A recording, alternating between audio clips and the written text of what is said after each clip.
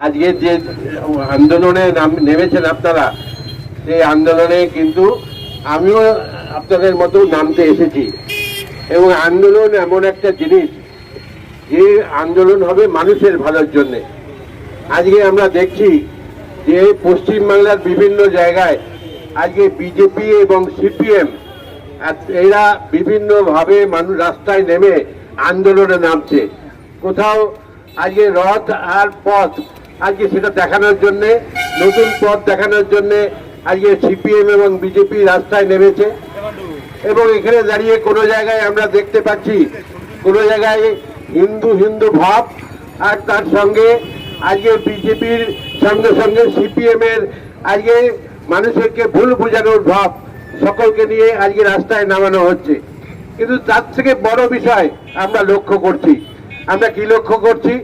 আমরা দেখতে পাচ্ছি যে পশ্চিমবাংলায় সব বিষয়ে পশ্চিমবাংলা এগিয়ে। সারা ভারতবর্ষে বাংলার মানুষকে দেখে বাংলার একমাত্র মুখ্যমন্ত্রী, মহিলা মুখ্যমন্ত্রী এতদিন ধরে, এই প্রথম একজন নতুন মহিলা মুখ্যমন্ত্রী হলেন আজকে আপনাদের কাছে আমরা সবাই জানেন।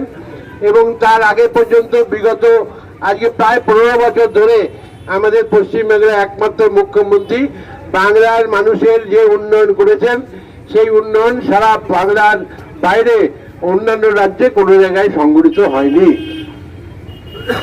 সেখানে দাঁড়িয়ে আমাদের বিগত দিনে আমাদের যে সমস্ত যে সরকার ক্ষমতায় ছিল 34 বছর, এবং এই 34 বছর রাস্তায় নামছে, মানুষ দিয়েছে আপনাদের তৃণমূলকে ক্ষমতায়।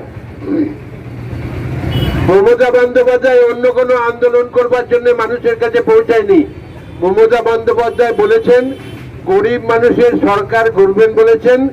গরিব মানুষের ঠিকানা কোথায় দয়া করে বলে দিন, নয়তো আমি আপনাদের কাছে বলছি আমাদের ভোট দিয়ে পাঠান, আমি গরিব মানুষের ঠিকানা আপনাদের কাছে পৌঁছে দেবো। এটাই ছিল মমতা বন্দ্যোপাধ্যায় একমাত্র আন্দোলন। তারপরে তো আমাদের ভোটার লিস্টের আমাদের ভোটার আই কার্ড করার জন্য আমরা ভোট দেবো, আমাদের ভোট অন্যজন দিয়ে দেবে, তার বিরুদ্ধে আন্দোলন করেছিলেন।